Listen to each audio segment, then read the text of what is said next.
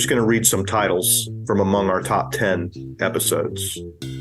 I'm on a Zoom call with Doug Bradley, author of the book We Gotta Get Out of This Place, and our guest on episode 18 of the podcast, which we published in November of 2021. I wanted to get Doug's reaction to the overwhelming popularity of that episode. In our top 10 list of episodes, these are the most popular episodes we've produced.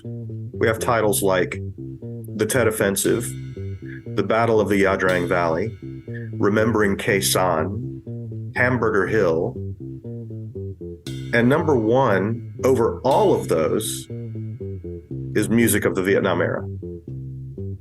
And not by a small margin, by a large margin. Yeah. Well, amen. Amen. This is our 50th episode, so we thought we'd reconnect with a few of the people who've shared their stories with us over the past 2 years, starting with the guest from our most popular episode ever. We'll also find out what's been happening with Rocket Man, our favorite Seawolf, and our favorite Khe Sanh Marine, along with Lori Reeves, Geraldine Brousseau, and Rebecca Rush. It's Old Home Week here on the podcast, so pull up a chair and let's catch up. Stick around.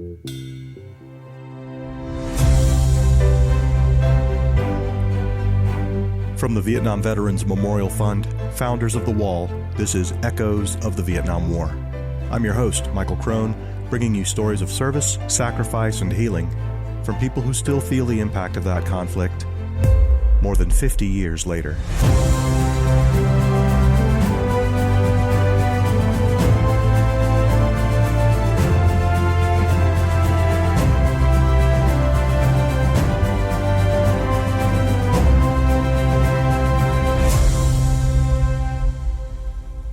This is episode 50. Familiar voices, surprising updates. Let's get back to my conversation with Doug Bradley. So you've seen the numbers, right? You've seen what a runaway train that episode has been and continues to be, right? Does it surprise you to see this kind of interest in music from that era? It really doesn't. I mean, I'm just thrilled. And, I think it's a testament to the music. I think it's a testament to what you and your colleagues are doing in bringing these kind of conversations. And this one just replete with the whole sonic element to it. It was meaningful for all of us. And I think you can't, for me, and of course, again, I mean, I wrote a couple of books about this. You cannot separate the music from the time and from that time. And I got to tell you, the fact that I am still teaching classes, not just to folks of my generation, fellow baby boomers, people in their 60s and 70s, but can still reach audiences in their 20s, non-veteran and veteran alike, I think speaks to that capacity and power and impact of music. So I'm delighted, but I got to say, in a way, I'm not surprised because the music's so good. There's something about music from that era, and I think it has to do with what was going on in America at the time, right? It was Vietnam, it was civil rights. There was so much happening in the country that would turn out to be pivotal, and that would turn out to be defining moments, right, for us culturally and politically and otherwise. And I think that environment bred music that was meaningful, music that had something to say. I agree. And I think now, I mean, even though there are, I'm sure, artists that still feel this way, it's a commodity. It's something you sell. It's something that you purchase in ways that, you're a consumer. Then we were participants in the music. I mean, we were part of what they were saying and singing. I don't know if we're ever going to get that again, frankly, the way the world is and the way the industry's sort of changed. I'm sure there are folks, Taylor Swift, Little Nas, Drake, who knows, who might disagree with us. But I think the point is there was a communal element to that. And it was the way we heard it, the way we shared it. Now all music of all time is accessible to you, and you can put that in ways that you said is your concert. That's the Michael Crone Symphony. And in those days, like we've talked about this before, whether you served or whether you stayed, whether you participated or whether you protested, we all listened to the same music. Yeah. So, against that backdrop of how different things are now than they were then, did that era of music in any way define all of the music that followed? Oh man, that's a great question. I'd like to think that it did and it has, but we made it a lot easier, I think, for a lot of folks to be able to put, a guitar around their necks and think they had something important to say. Sure, sure. And as you're teaching these classes to all these young people, right? All these people in their early 20s, people who were born after 9/11, what are you learning from them? I try to learn from them what's the significance of Lana Del Rey or Lamar Kendrick, and Frank Ocean. They teach me a little bit of that. So that's the great thing about if you don't think you're the sage on the stage, you're part of the learning experience. You can learn a lot. Yeah, absolutely. Do you think they have different expectations from their music? I think they have expectations might be the word. I think they have. I almost feel like they're all programmers. I mean, like there's the sad playlist, and there's the happy playlist, and there's the moody playlist, and there's the boyfriend and girlfriend playlist, and there's the movie playlist. It's just, it just seems like I feel like there's categories, and so maybe expectations in that way. I'm going to get jacked up for this, or I'm going to get down for that. So music is purely functional. It really is like a soundtrack. Yeah, that's the way a lot of it works. I mean, at least that's part of what I gained from listening to them and talking to them. But again, Michael, back to the thing. Music is, I mean, for a lot of folks, it's still essential. It's still this adhesive tape. This DNA connection that we have, as different as it is from the way we're explaining the differences and articulating that. And again, somebody might disagree with us, but it's still music that's at the center. And thank goodness, people still get that part. Maybe they don't get all the rest of the stuff we're talking about because it's different, but it's still music. Doug Bradley was our guest on episode 18, Music of the Vietnam Era, which still stands high atop the list of our most popular episodes to date. He is a Vietnam veteran and the author of 3 books about the Vietnam War and its aftermath. You can learn more about Doug and his latest projects at doug-bradley.com. Prior to launching Echoes of the Vietnam War for VVMF, I had never done a podcast, and I have to tell you, this has been one of the most rewarding experiences of my career. Honoring those who served turns out to be a rare privilege for me, personally, and as a lifelong seeker of stories, I've learned and grown with every guest we've had on the podcast. Among my personal favorites, and there are many, is the story shared with us by Casey Byington from episodes 7 and 8, Rocket Man Part 1 and Rocket Man Part 2. That story moved me so deeply that it elevated my ambitions as a podcast producer. While staying out of Casey's way as much as possible, I poured more energy and creativity into those 2 episodes than any I'd produced up to that point. Casey and I are still in touch from time to time, and so when we decided to make this episode a kind of update show, she was the first person I reached out to. So let's talk a little bit about how having the Purple Heart has changed things for your dad. I think one of the ways in particular that was very surprising to me was the impact that had on his access to healthcare and the quality, the level of care that he was getting. Yeah, absolutely. I mean, after we got the Purple Heart, it wasn't long thereafter that he also got his 100% service connection disability rating. So hand in hand, Dad is being very well taken care of now, which we are so grateful for, right? But yeah, I learned not long thereafter that there is a rating system within the VA. And I don't know if listeners are aware or not, but it's like a 1 through 8 rating system. And depending upon your service connected disability rating, so 0 to 100, you fall within that ranking. But then also having a Purple Heart, having a Medal of Honor, having a distinguished award also can move you in that rating and prioritization. So I think I was telling you that like Dad's back is going out. And so he has to have, cortisone shots and MRIs continuously. What used to take 5 or 6 months to schedule, this last round took us 2 to 3 weeks. So I just remember him like dropping the phone thinking that can't be right. Like you're already getting me in. Because it was just so much faster and more efficient. So it definitely, I don't know exactly how the rating system works. I was told by somebody at the VA once that with the Purple Heart and the 100%, he's in the highest priority ranking. I don't know exactly how true that is, but we feel it in all of the services that he's, now getting with the VA for healthcare. Mm. Again, everything that you tell me is I find just astonishing, right? It's awesome. I can't believe it. Yeah. So being 100% service connected would have bumped him up somewhere in that 1 through 8 Correct. Set of categories. But now with the combination of that and the Purple Heart, he's at the very top. Correct. Of that ladder. And you can feel the difference in terms of just responsiveness. What else besides responsiveness? Is there a difference that you can tell in terms of the quality of the care or the thoroughness of it? Sure. Responsiveness is definitely number one.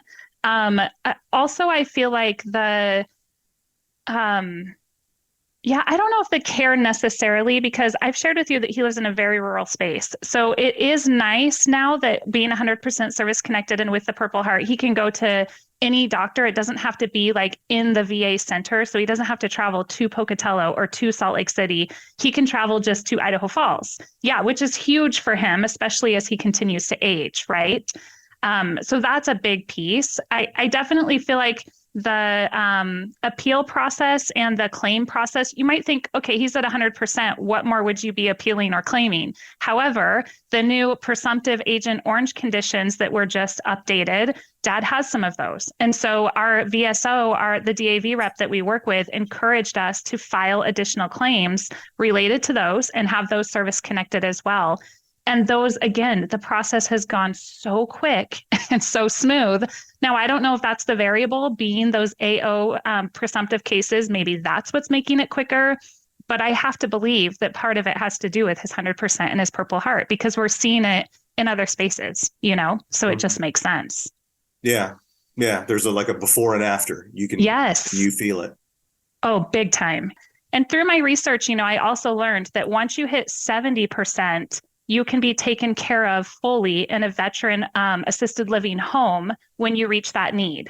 And so oftentimes Vietnam veterans would say to me, they're never going to get you over that 70 hump, because once they do, then you're taken care of for life, kind of thing, And it was so true. We were stuck at 60% for years. For years, that's where my dad was stuck.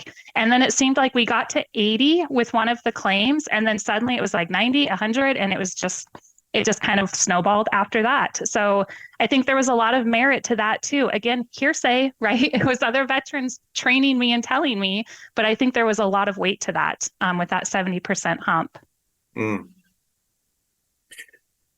Yeah, I'm feeling an interesting mix of emotions, right? I mean, on the one hand, I'm so happy that your dad is getting the care that he deserves, that he earned. Thank you. On the other hand, it took 50 years. I know. 50 years. Yeah. It's a mentality I hear over and over, Michael, from that generation of veteran. And it's the mentality my dad constantly shared with me is someone deserves it more than I do. And, he had his 60% for maybe, I think he got that in like 1995-ish. And it was because he went into the VA one time and he happened to stumble upon a service organizer there who was also a Vietnam veteran. And as they started talking, he said, let me help you file a claim for PTSD. And at that time, Dad was approved at 60%. And he just stayed there. He never appealed it. He never questioned it. Like 60% was enough for him because there were so many of his brothers that needed it more than he did. What are some other ways that having the Purple Heart has changed things for your dad? Yeah, I would say back to that brotherhood, like it's made it even stronger, if that was even possible.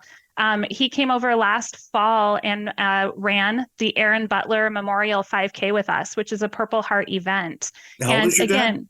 He is 73 this year. He just turned 73. But he runs with us in an event like that, and he walks every day. Like that's just part of his processing time, to get out and walk. So yeah, he came over and did that. And during that time, he got to meet the Snake River Chapter 509 Military Order of the Purple Heart. And everybody who was representing that day were Vietnam veterans. So that was so cool for him to get to sit and talk with them, shake hands with them, talk about their service time, which is where it always goes, right? With those conversations. And then, they invited him to their meetings. And there's just that, again, that cohesive collectiveness that he avoided for a lot of time. And now this has just given him one more bridge, to help solidify that and to have that in his life. How do you think that has affected him, just being part of a community for the first time in 50 years, part of a military community? And that's hard to put words around, truly, because it's affected him in ways I couldn't possibly describe, that is a piece that I feel like when he lost a couple of his friends who had served with him, Tim and Gary died of various reasons. He really felt like there was nobody left in the world that he could talk to at that level. The Vietnam talk, the talk that nobody else can understand unless you were in country. And so meeting people, like I wish I could show you the picture of him shaking the hand of another Purple Heart recipient, Bill Hamilton, here in Boise. The smile on his face, I could just feel it coming out of him of like, gosh, there are others still here like me. There are others who understand and have gone through what I've gone through and that I can talk about these stories with, and they truly get it. It's not just oh yeah, I understand. I was a Marine too. It's I was there in country the same time you were, and I truly understand. So for his mental health, for his clarity, for his belonging, acceptance, for forgiving himself, for all of the guilt that he deals with his PTSD, it helps. I can't say it fixes all of that, but it helps with all of that, right? For him to feel like he's part of something. Do you find that as he forms those connections, for the first time in his adult life, or at least since leaving the Marine Corps, do you find that he's energized by that?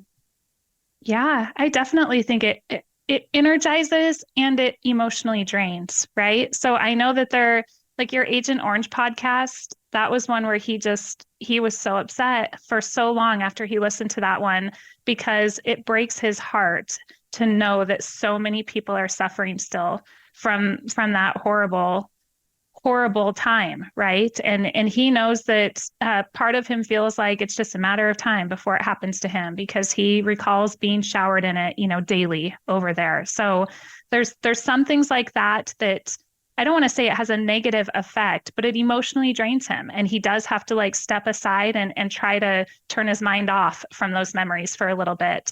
But I definitely think the pursuit of connection, yes, he craves that. He, continues to go to his local vet center in Idaho Falls to connect with other Vietnam veterans and for his therapy services. And they have like a barbecue on Vietnam Veteran Day that he likes to go and attend and be a part of, which never in my entire life do I remember ever him doing anything like that until now. Casey Byington with a very encouraging update from Idaho.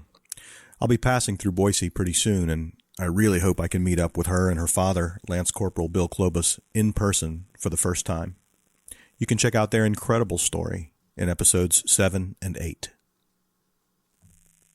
I've made so many meaningful connections doing this podcast, it would be impossible to highlight all of them in one episode. So let's switch gears for a minute and talk about some of the unexpected connections that have formed between people who've been on the podcast, but in different episodes. Dennis Mannion was one of the subjects in our episode on the Siege of Khe Sanh, which was episode number 20 and was released in January of 2022, more than a year ago. Our most recent episode on Operation Baby Lift featured a woman named Leah Heslin, who was one of the orphans on the last Baby Lift flight out of Saigon. Well, we never would have found Leah without an unbelievable stroke of luck and some industrial strength persistence, both on the part of Dennis Mannion. You see, Dennis discovered Leah quite by accident. She was working at Ebbets Grill in Washington, D.C. when Dennis stopped in for lunch last November. He was wearing something that clearly indicated his veteran status, and Leah struck up a conversation with him that led to her being on our podcast. Dennis was actually in Ebbets Grill that day to meet with Lori Reeves, the author of Kiss Lori for Me, which was the subject of episode 36. That was one hell of a lunch, right? Dennis and Lori were both in D.C. to participate in the reading of the names, and they were meeting in person for the first time. And the story of that relationship, the one between Dennis and Lori, was the topic of a recent Zoom call I had with both of them. I'm pretty sure it was after Kiss Lori for Me aired, right? After we published it. I think, yes. Dennis, you reached out to me and said, I've got to get in touch with this woman. And you said, if I send the information, I'll tell her you're not too creepy. And I thought, well, yeah, thank you for that. Yeah. We talked for over an hour. It might have been an hour and a half that we talked the first time. I'd already purchased the book. I'd already read half of it. But I just felt I needed to talk to Lori.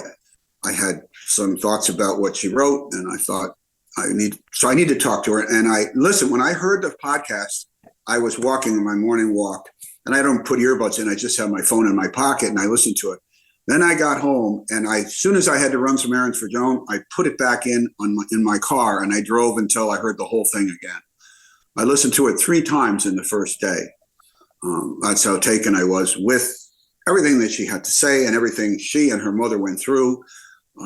It just, of all the podcasts that I've heard, it resonated the most with me.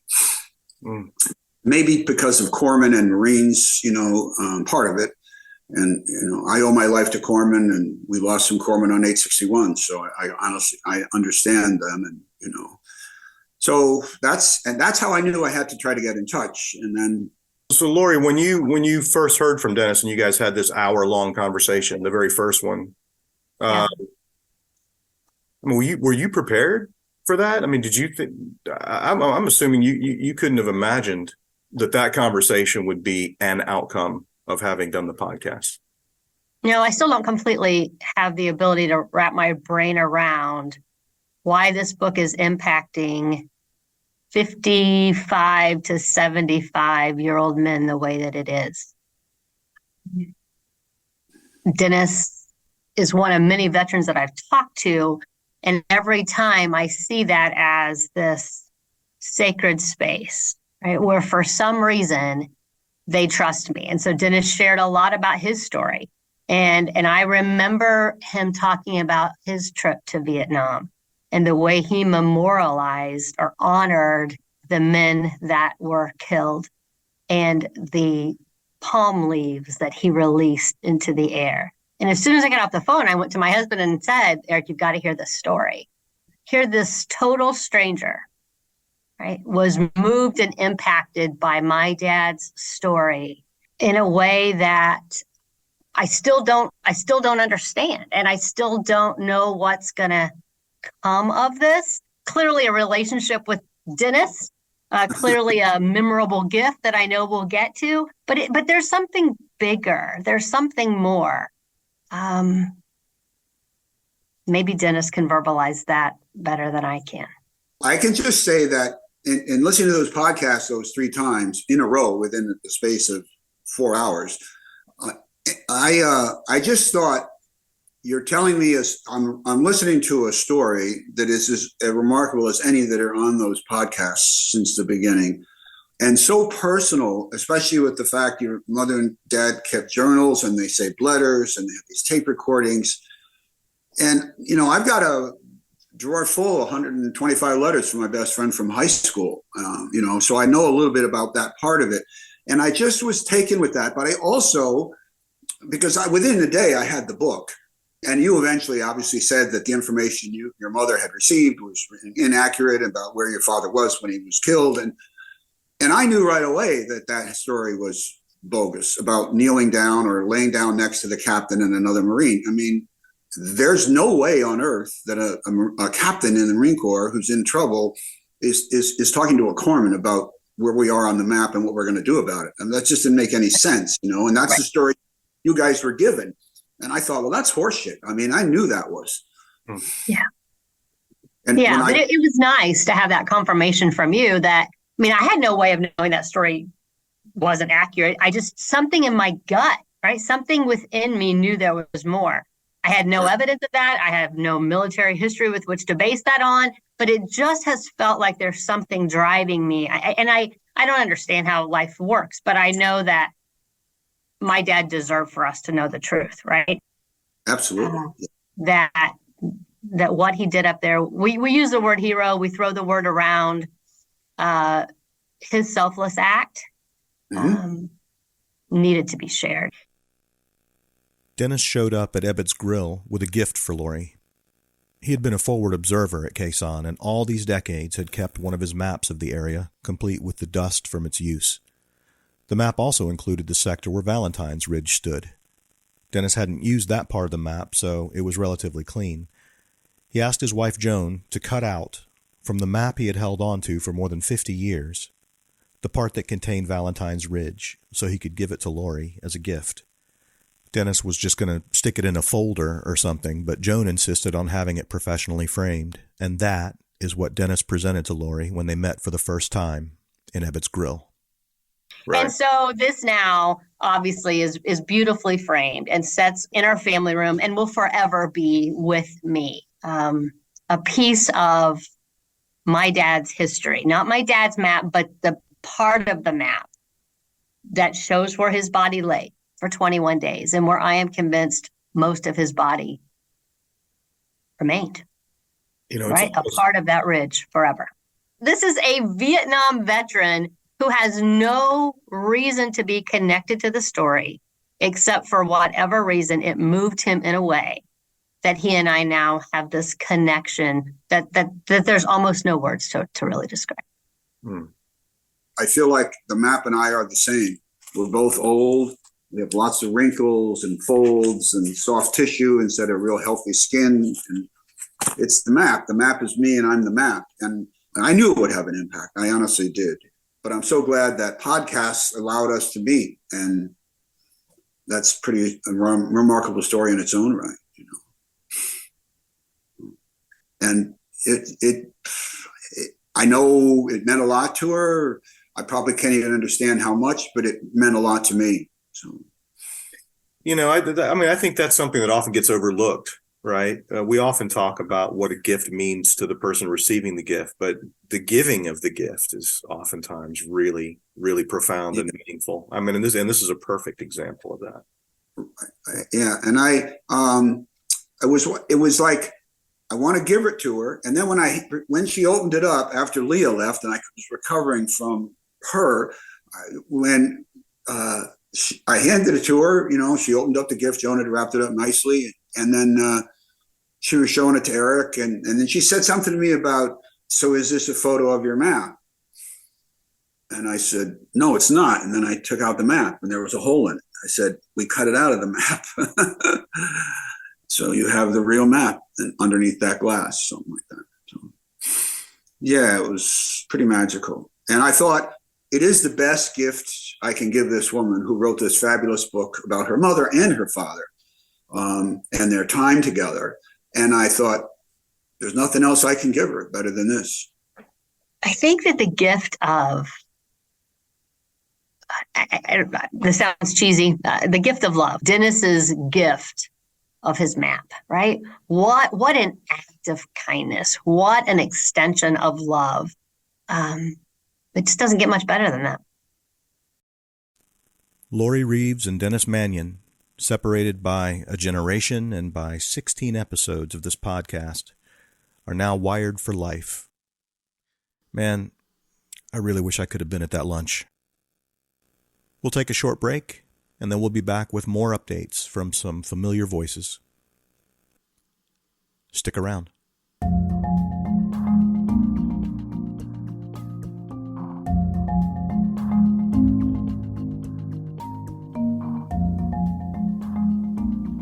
On Veterans Day 1996, VVMF unveiled an exact replica of the wall that could be packed into an 18-wheeler and hauled to cities and towns all across America.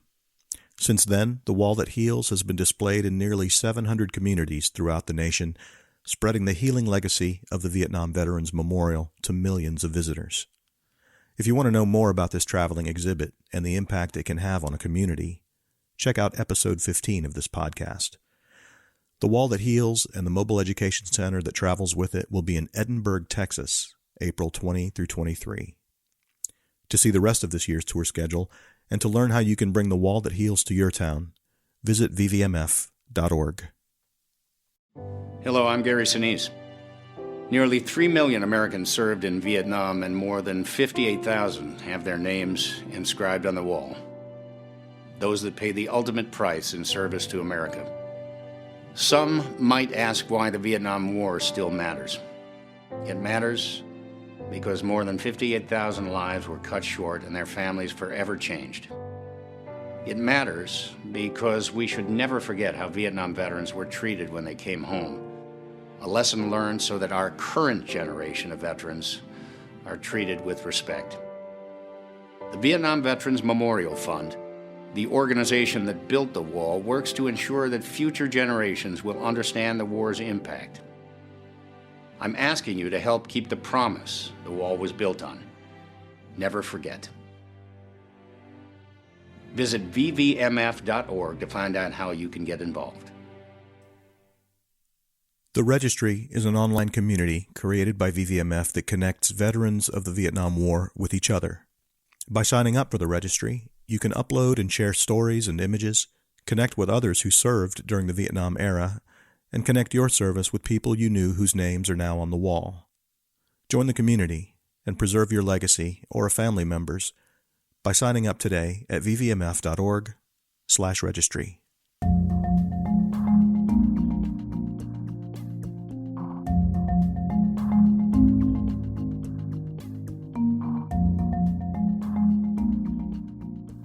Episode 6 was another landmark for me.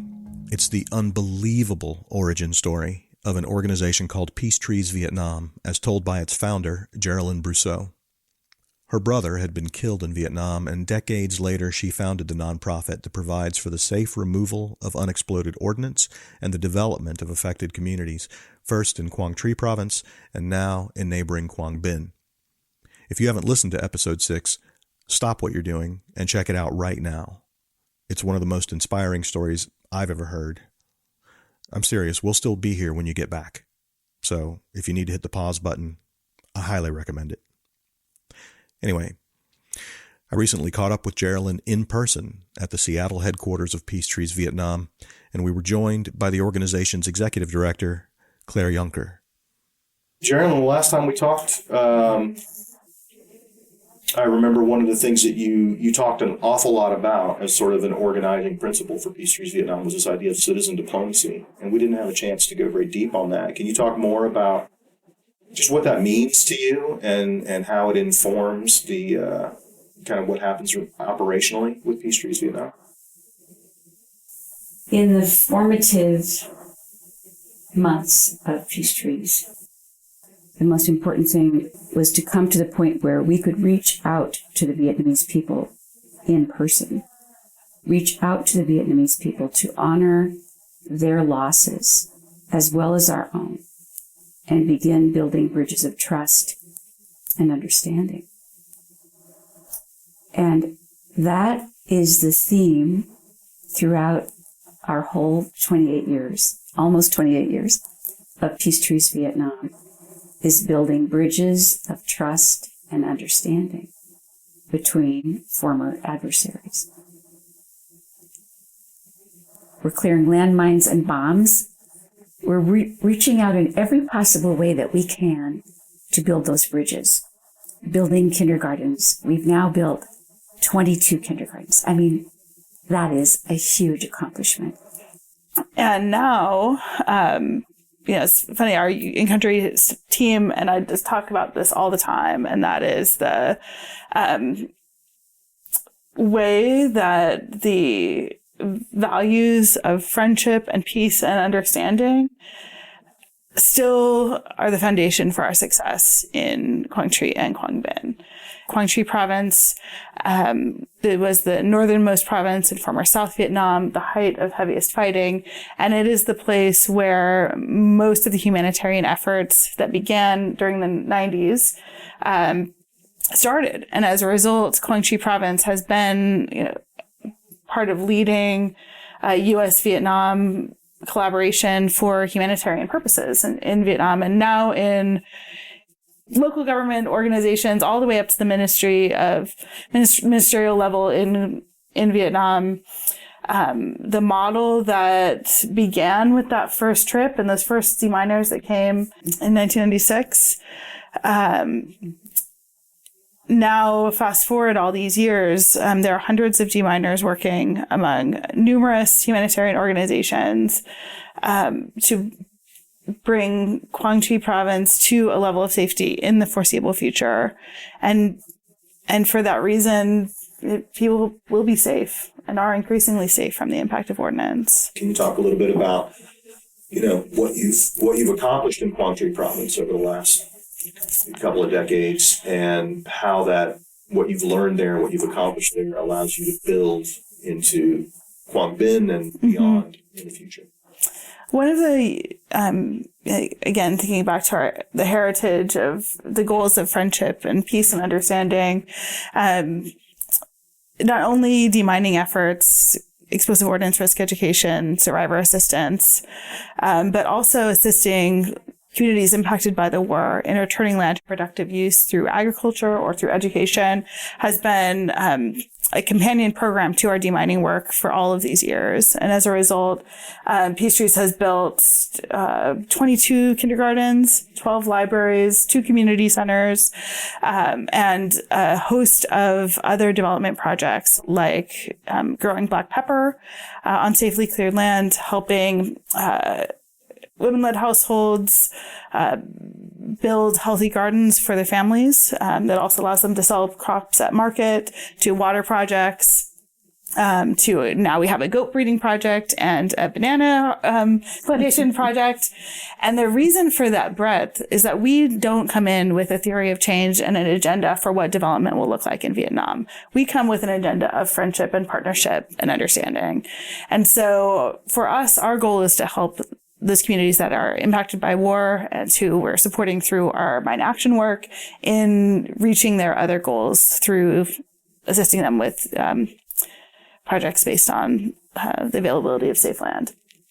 In addition to that, we are also mindful of the next generation. So in addition to those programs that I just rattled off, we also have a scholarship program that is focused on supporting the family members of accident victims and I think minority children and children who are living in particularly war-impacted places. And those scholarships follow them from the beginning of their education when they're in kindergarten or first grade all the way up through university or trade school. And as long as those students stay in school and keep working at it, we partner with those families to make sure that those children can have a bright adulthood. We're not in it for the short run. We are going to be partners to Vietnam for a long time. What does that trajectory look like, you think? Peace Trees Vietnam and our other demine organizations too have, with the support of the U.S. Department of State, with support of veterans and donors, built a survey methodology that's funded and strategic and specific to address the most dangerous types of ordnance in Vietnam or in central Vietnam, which are cluster munitions, and to define the areas that are most impacted by cluster munitions and prioritize them, and make them safe in a very linear way.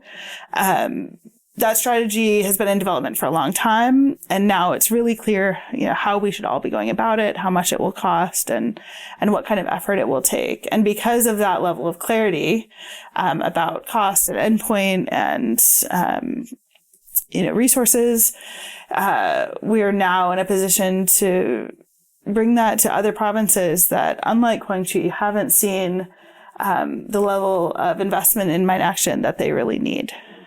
And that's for a variety of reasons. One of them is just it's really expensive to do demining work. And as Guangxi moves along, it's easier to look to see that there are resources available to begin work elsewhere. As I know you discussed in your last conversation, Peace expanded in 2020 to Quang Binh province, one province to the north, to the other side of the former DMZ. Where most of the bombing was aerial bombing.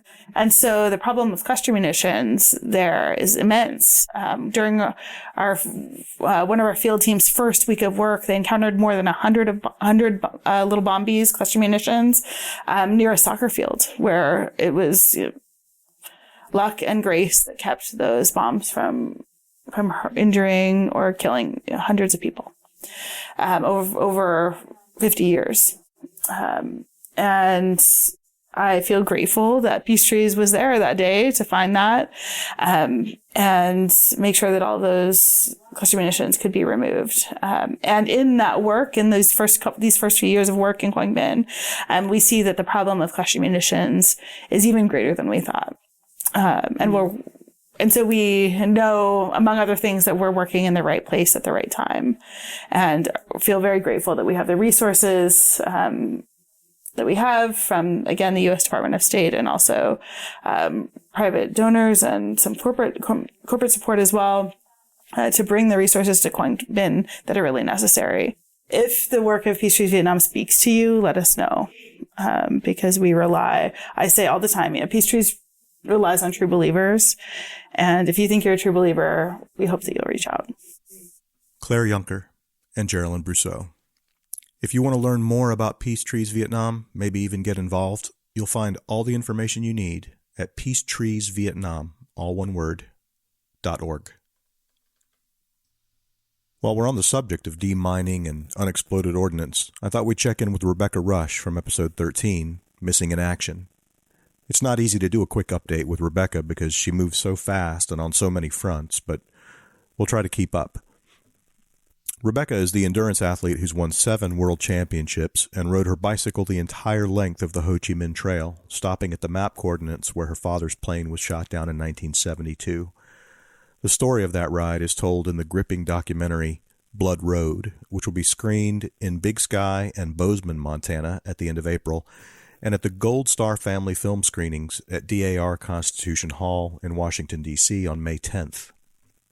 The kid sister of Air Force Major General Sharon Bannister, who is an active volunteer and board member at VVMF, Rebecca also founded the nonprofit Be Good Foundation, which has 3 areas of focus, one of which is the removal of unexploded ordnance in Southeast Asia. I reached her via Zoom at her home in Ketchum, Idaho. I'm always talking about that film. I mean, I think it's just a remarkable piece of work. Forget about, riding 1,200 miles on your bicycle. Just the film is great. Thank you. It's really Thank well you. put together. Yeah. And I mean, that ride on the Ho Chi Minh Trail in 2015, 8 years ago now, really did kind of set me on a journey. Yes, I went to the place where my dad's plane was shot down. Yes, we made an amazing film about the story, but everyone always says, oh, that must have been closure to get to go and stand on those map coordinates and be in that place. And it's so far from closure. It was an opening, getting to know myself, my dad, the military family, the Gold Star family, people even who aren't touched by loss of the Vietnam War, but who have other service members or who lost a parent to some other situation. And so I've really felt like that journey really set me on a trajectory to find true connection and a true purpose. And I know that, I launched the Be Good Foundation in his name after that ride on the Ho Chi Minh Trail, and that work continues, and been doing more bike adventures, but really honing in on the connectivity that I'll share. And a lot of my focus, yes, is around the film, around that healing journey. But it's bigger than that for me as a professional athlete. It's really helping people find healing by moving in the outdoors. And I truly believe those two things, nature and movement, are healing for a lot of people. And you see that in the rides I host. You see that in military groups that, maybe are suffering and getting in bike rides together. So it's pretty exciting to be able to see that shift in my work. So that's a big, not a big shift. It seems so obvious, but I kind of needed my dad. It was there all the time. It was there. And my dad was kind of showing me, and my career has been going that way, but I haven't been able to articulate that until recently. And I have to thank that journey on Blood Road for that discovery. Mm. So you mentioned that you feel like you're at the beginning of a new phase with the film. Yeah. And really, obviously we've gone through a pandemic. We had the original film festival launch year, in 2017.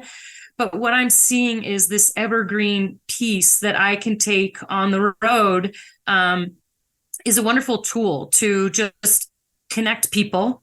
Everyone resonates with the story of a father and a daughter, or a parent and a child. Everyone resonates with going to a place that you've never seen and meeting people from another culture. And so I'm realizing the film, a typical film might have its, splash and then it's done. This is an evergreen project, and it's the story of my life. A really exciting evolution that's happening is my sister is retiring next week from 31 years as a 2-star general in the Air Force, General Bannister. She's retiring after a long and really decorated career. And she and I plan to collaborate on speaking together, sharing our joint stories of healing and recovery. We came to recovery and healing in very different avenues. Her through 31 years in the military, me through expeditions and bike riding. But we really, as sisters, have a very similar story. And so I'm excited for her retirement because we plan to work together and to, as Gold Star family members and sisters, do more work together to share our stories and to empower more people. The first place that we'll be doing that is actually coming up really soon, commemorating the 50th anniversary of the end of the Vietnam War at the Welcome Home event in DC. We'll be part of a film festival, Gold Star Family Film Screening, with 6 different films, and we'll be showing Blood Road there on May 10th in DC. And it's free for anyone, and all the films are made by Gold Star daughters. So it's a pretty special opportunity to share Blood Road there. And my sister and I will be announcing the film and having a reception. And so that is going to kick off the events for the entire weekend for the 50th Welcome Home event in DC. And so I'm really proud to be part of that and excited. And I think it is kind of the springboard to maybe the next phase of how my sister and I share our stories to help other people. And this is how we move forward and heal. And I think Huen really said it best. Huen was my riding partner on the Blood Road Trail. She's a Vietnamese cyclist. We didn't know each other beforehand. We barely spoke the same language. And I learned so much from her. And she said in the film, and I didn't know these words until I read the subtitles and saw the completed film, she said that this is where healing begins, is just 2 people, 2 sisters riding bikes together in a place and experiencing something together. That is how healing begins, is one person, one podcast, one bike ride at a time. And she also has said to me recently, we've kept in touch, and she said to me recently that she believes the work I'm doing now is the most important work of my life. And our primary project that we work on is clearing bombs along the Ho Chi Minh Trail where I rode in Laos, collaborating with Mines Advisory Group. And that is our sort of seed project that we worked on and why the foundation was launched. And since 2019, we have been able to clear 30,000 square meters of land in Laos from unexploded ordnance. And what is that number? It's not a huge number. There's a lot of work yet to be done, but it's equivalent to about 6 football fields of land that the Be Good Foundation has personally cleared of unexploded ordnance in Laos along the places where I rode. And I'm pretty proud of that. Yeah. And don't sell yourself short on that 6 football fields. I mean, our listeners, right, they know because of episode 6, our listeners are very aware that just the amount of equipment and training and expertise and government oversight and dealing with,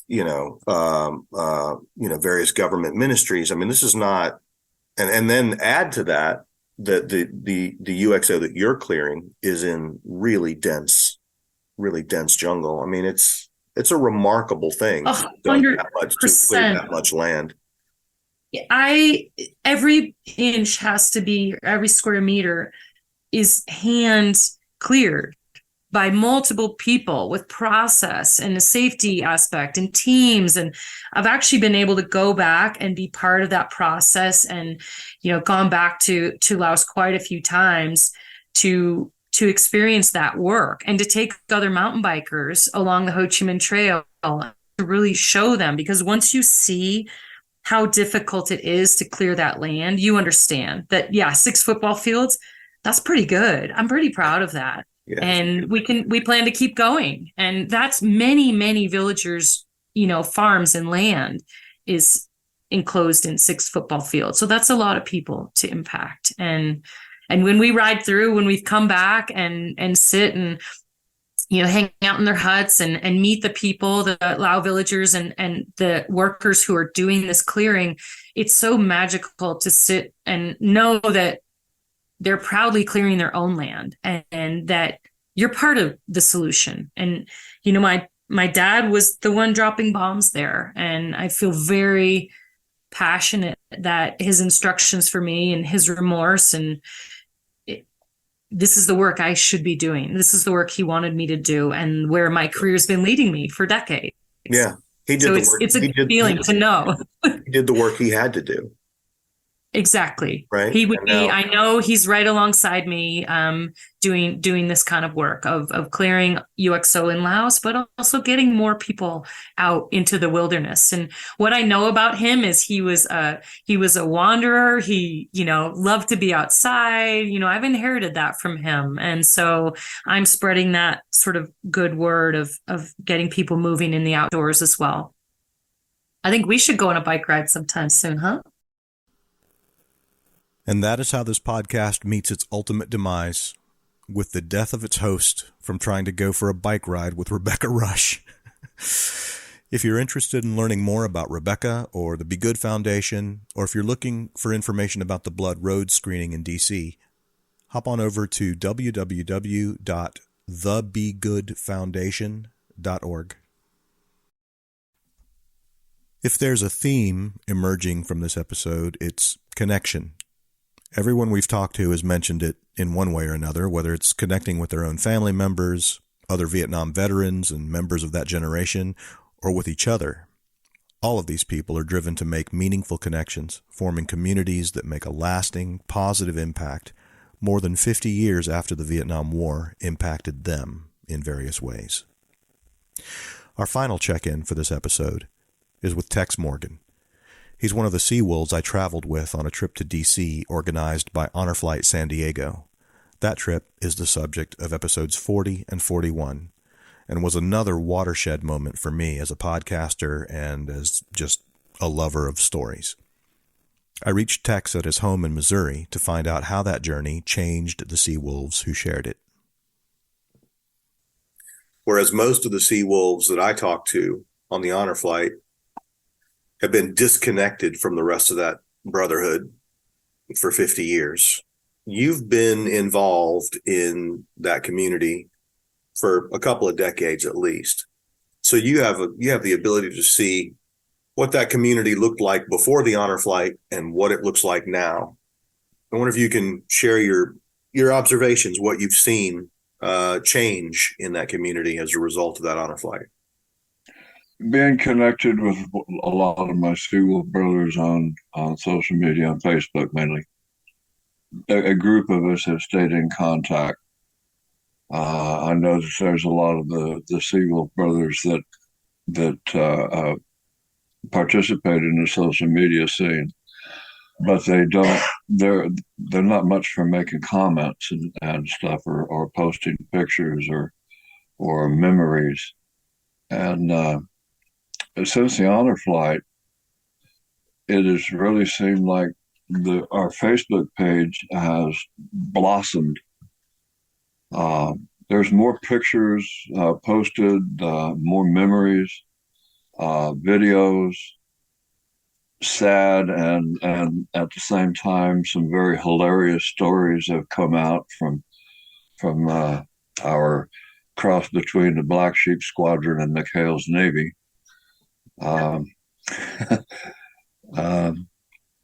I feel that the honor flight has tightened us up a little bit. I mean, what does that tightening up look like? You talk more frequently? You talk more openly? What is it? More openly and more frequently. There's instead of for years and years never saying anything about what we did, we lost contact with a lot of each other. And the honor flight has opened it up. There's more people, more squadron members, and the Seawolf families have opened up much more. And being one of the units that was established and disestablished in the combat zone, especially the Navy, is an extremely rare thing. And the fact that the honor flight and the way San Diego and Baltimore, Maryland, and Washington, D.C. accepted us and praised and the acceptance and recognition that we existed has become more up into the forefront of all of our conversations. And bless them people at the honor flight, because they did help bring a lot more closeness to all of the Seawolves. Mm-hmm. It filled an empty spot that I had inside my heart that I didn't know was ever going to be filled up. You've taken a larger role, or a more formal role, in the association since that. Yes, I have. Pat Semmel, our president, approached me and wanted to know if I would consider taking over as the membership coordinator for the association, and I was honored to even be requested. How's that affected you? Well, it's put me more in contact with the members of my squadron. I have access to the master squadron personnel list and the association membership list. So that puts me much deeper in contact with everybody that was in my squadron throughout the whole 6 years. Have there been any surprises as a result of that access? Yeah, I guess the surprises would be the personal contact with the families and the extended families of some of the 44 that we lost. And it gives me, well, it just gives me a greater insight into the inner workings of my fellow Seawolves. I'm much more personally involved than I ever was before. And it's, like I said, it's a hell of an honor. The city of San Diego and the organizers, Honor Flight San Diego, they put on a welcome home like I've never seen. I mean, there must have been 1,500 people there. And I know for a lot of the guys on that flight, that was really the first welcome home that they had received. And you could see it. You could see it on their faces. How do you think that moment changed the members of that Seawolf Brotherhood? I mean, what have you seen? What have you witnessed? I firmly believe that the welcome home has broken down walls. It has freed us from bonds that we had imposed upon ourselves due to the situation in the United States when we came home. Mm-hmm. We don't necessarily feel vindicated, but we feel that we have now been accepted. And when we do see each other, we're much more relaxed about feeling free and saying exactly how we feel. And it's just a game changer. Tex Morgan of the U.S. Navy HAL 3 Seawolves. Those guys know a little something about changing the game. If you haven't had a chance to watch the documentary, Scramble the Seawolves, my advice is get on it.